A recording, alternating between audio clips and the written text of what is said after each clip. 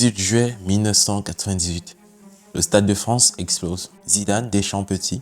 La France devient championne du monde pour la première fois de son histoire. Une nuit magique, un rêve devenu réalité. Mais derrière les feux d'artifice, une question brûle déjà les esprits. Est-ce la fin ou le commencement d'une nouvelle ère? Le triomphe en 1998 a tout changé. La France, souvent reléguée derrière les grandes puissances européennes, est désormais au sommet du football mondial. Mais l'histoire du football est cruelle. Gagner une fois ne suffit pas. Seuls les grands confirment. Et confirmer, il faut gagner l'Europe, l'Euro, la compétition la plus tactique, la plus exigeante du monde. L'Euro 2000, co-organisé par la Belgique et les Pays-Bas, est une arène sans pitié. Toutes les nations majeures sont là. L'Italie, l'Allemagne, l'Espagne, le Portugal, les Pays-Bas. Et chacune a en tête un seul objectif, faire tomber les champions du monde. La France, elle, n'avance plus masquée. Elle est favorite, et donc la cible de tous les autres. L'Euro 2000 n'est pas seulement une compétition, c'est un jugement. Et les Bleus vont devoir prouver qu'ils sont encore les meilleurs au milieu des meilleurs. Ce groupe France version 2000 n'a rien d'ordinaire. Il est bâti autour de l'ossature championne du monde. Mais il est encore plus fort, encore plus dense, encore plus affamé. Le socle de 1998 est toujours là. Fabien Barthez, gardien spectaculaire, intrépide, capable du génie comme de la folie. Laurent Blanc, le libéraux sage, pilier défensif et leader naturel. Didier Deschamps, capitaine inflexible, stratège de l'ombre. Zinedine Zidane, plus que jamais au sommet. En club, avec la Juventus, il impressionne. En sélection, il est le cœur battant du collectif. Mais 2 ans après le sacre mondial, la France a su se régénérer. Elle ne s'est pas contentée de ses zéros. Elle a intégré la nouvelle vague, cette génération née dans le feu du mondial et qui réclame maintenant sa part de la lumière. La jeunesse qui doit prendre le relais est constituée de Thierry Henry, 22 ans, retour d'une saison exceptionnelle avec Arsenal, allie vitesse, intelligence et sang-froid. David Trezeguet, pur numéro 9, tueur dans la surface, discret mais létal. Sylvain Wiltord, buteur en feu avec Bordeaux, polyvalent et imprévisible. Emmanuel Petit et Patrick Vieira, le double moteur du milieu, capable de défendre, de relancer, de harceler. 2 tours de contrôle nés en première ligue. Cette équipe n'a pas seulement du talent, elle a des rôles, une structure, une hiérarchie naturelle, des créateurs, des destructeurs, des finisseurs. Et à sa tête, un homme discret mais efficace, Roger Lemaire. Dans L'Homme des Méjaquets en 98, il devient le commandant de ce groupe en 2000. Pas un orateur, mais un tacticien redoutable. Lemaire comprend qu'il ne faut pas tout reconstruire, il faut faire évoluer. Le système de jeu reste cohérent, adaptable et létal. La France joue en 4-2-3-1 avec Deschamps ou Vieira en sentinelle. Zidane en électron libre derrière l'attaquant et 2 ailiers, souvent Wiltord ou Henry, capables de couper à l'intérieur. Un système fluide qui allie rigueur défensive et génie créatif. L'équipe ne joue pas pour Zidane, elle joue avec Zidane. Et quand il touche la balle, tout le monde respire différemment. La mission de cette équipe est de confirmer et de marquer l'histoire. Aucune nation n'a réussi à enchaîner Coupe du Monde plus Euro depuis l'Allemagne dans les années 70. Le défi est immense, la pression totale. Mais les Bleus sont prêts. Ils ne viennent pas pour défendre un titre, ils viennent pour écrire une dynastie. Le 11 juin 2000, à Bruges, le tournoi commence. La France entre dans l'Euro avec l'étiquette de favorite, mais aussi avec un fardeau, celui de devoir confirmer.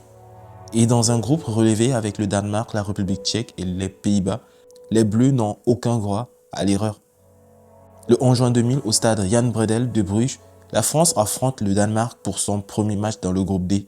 Les Bleus s'imposent avec autorité grâce à des buts de Laurent Blanc à la 16e minute, de Thierry Henry à la 64e et de Sylvain Wiltord à la 92e. Ce premier match est une démonstration de force. Les champions du monde en titre montrent qu'ils sont prêts à conquérir l'Europe. Leur deuxième rencontre se déroule le 16 juin 2000, toujours à Bruges. La France affronte alors ce jour-là la République tchèque.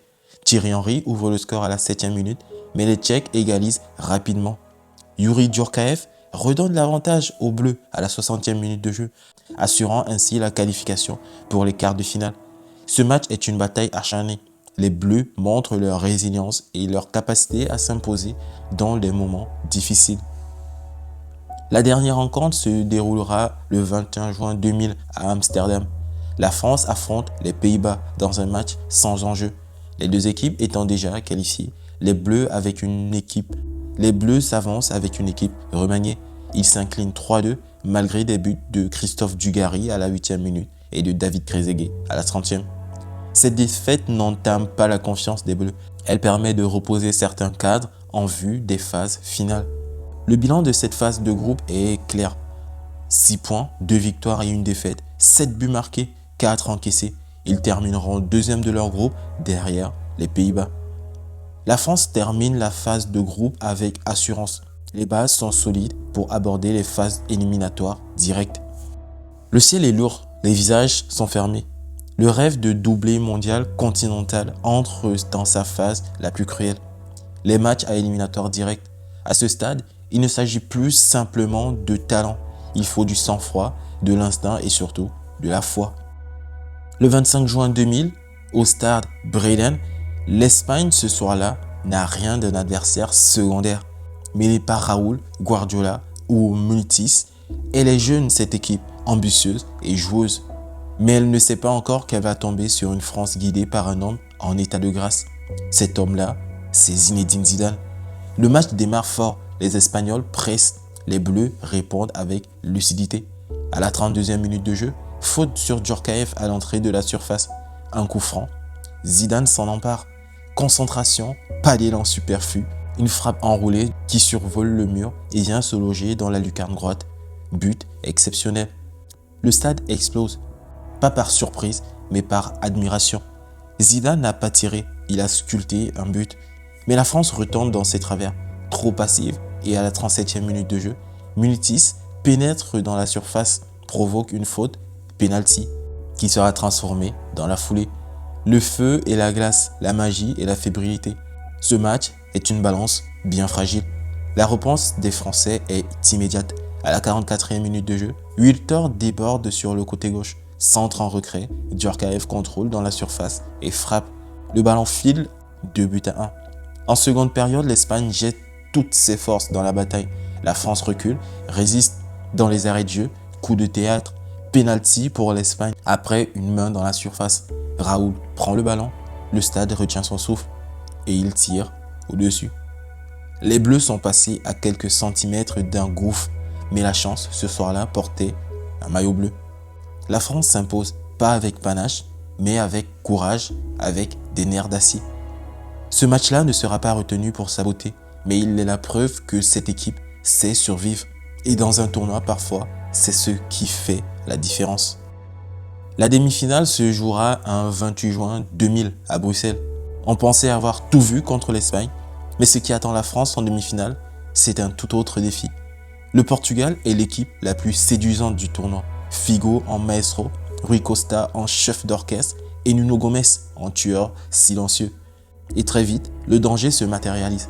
À la 19e minute, Rui Costa en transition rapide sert Nuno Gomes à l'entrée de la surface. Frappe croisée imparable, 1-0 pour le Portugal. Le Portugal danse, la France chancelle. Mais les Bleus ne paniquent pas, ils poussent doucement.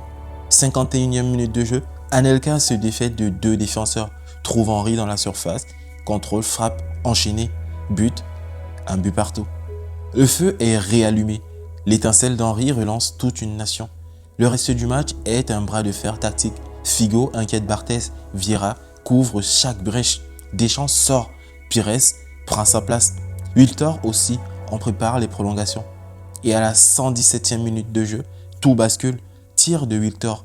Le ballon est contré dans la surface. Main des Portugais. L'arbitre hésite. Les Portugais protestent. L'arbitre consulte son assistant. Penalty. La tension devient insoutenable. Le Portugal hurle à l'injustice, mais la décision est prise et Zidane s'avance. Silence total. Zidane posant le ballon. Un pas, une frappe sèche. Le gardien est battu. 2-1, but en or. Pas de cri, pas d'explosion, juste une vérité. Zidane ne tremble pas, il ne tremble jamais. Le Portugal s'effondre. Rui Costa pleure. Abel Xavier s'écroule. L'arbitre doit être escorté. Mais la France file en finale. 2 matchs, 2 batailles, une vérité. Cette équipe de France ne connaît pas la peur, ni le doute. Elle avance à l'instinct, à la douleur et au génie de son numéro 10. Ainsi, nous arrivons progressivement vers la fin de cette compétition, la finale qui se déroule à Rotterdam le 2 juillet 2000. Ce jour-là, l'Europe n'attend pas un simple vainqueur, elle attend un roi. Et ce soir, deux empires du football vont se disputer la couronne de feu. Le décor est sous tension à tous les étages. 48 200 spectateurs regardent le match. L'arbitre, Ander Frisk Dinozof, aligne une défense monumentale. Nesta, Cannavaro, Maldini. Le maire, lui, conserve son système. Zidane en est l'écran libre. Henry et Dugarry en attaque. Wiltord sur le banc. La France entre bien dans le match, mais l'Italie fait le dos rond. Leur pressing est méthodique, leur bloc imprenable. Zidane est harcelé. Henry est piégé par les duels. À la 13e minute de jeu, Henry part en profondeur. Efface Cannavaro, mais son tir heurte le poteau. C'est un avertissement, mais l'Italie ne panique pas. Elle attend son moment. La suite est italienne. Totti brille, talonnade, passe dans l'intervalle, Gribe, il est partout. Mais Del Piero entre à la place de Fiore, manque deux énormes occasions et à la pause, le score reste vierge. Mais le danger italien est réel et la France doute. À la 55e minute, Del Vecchio surgit. Pesetto déborde à droite, centre tendu au second poteau. Marco Del Vecchio, esselé, coupe la trajectoire, frappe sèche, but. Barthez est battu. Le silence est total. La France est menée, l'Italie jubile. Ils sentent le titre leur tendre les bras. Et puis, la muraille Cannavaro et Nesta devient infranchissable. Le maire change tout. Dugarry sort, Wiltord entre, puis Pires, puis Trezeguet. La France pousse, les minutes s'égrènent. À la 94e minute de jeu, là survient un miracle. Dernier ballon français. Barthez dégage loin, très loin. Trezeguet remise de la tête. Wiltord contrôle, fait une frappe du droit croisé.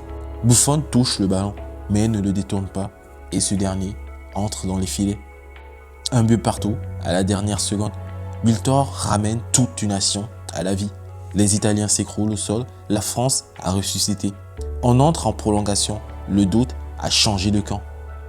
À la 103e minute de jeu, le coup de grâce est donné. Une contre-attaque rapide. Pires déborde à gauche et face Cannavaro s'enfonce dans la surface et centre en retrait. Trezeguet arrive lancé, frappe en demi-volée et le ballon file sous la barre transversale. Et ce sera donc le but en or. 2-1, le match s'arrête net. Plus de temps, plus d'espoir pour l'Italie. La France est championne d'Europe. Le silence est italien. L'explosion est française. Trezeguet court, larmes aux yeux. Zidane, bras levés.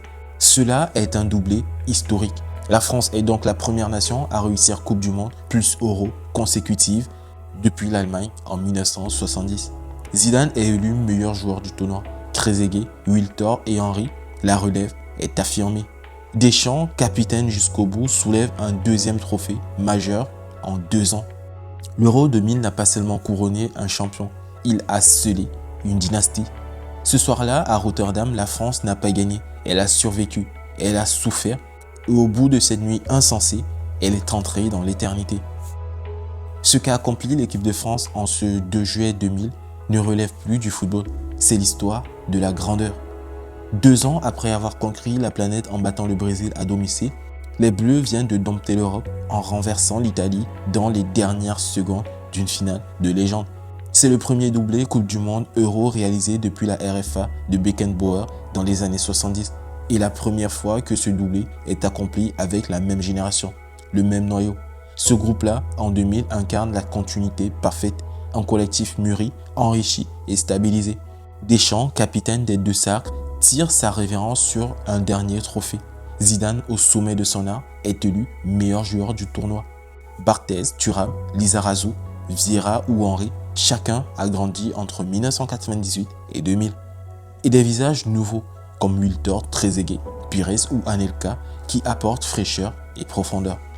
Ce n'est pas une équipe de talent, c'est une équipe de rôle. Chacun connaît sa place, son moment, son devoir. Ce fut un plaisir de vous faire cette vidéo. Si vous l'avez appréciée, n'oubliez pas de la liker, de la partager et de me dire en commentaire à quel moment vous avez vu ce sublime but en or de Trezeguet à la 113e minute de jeu de cette finale de Coupe d'Europe.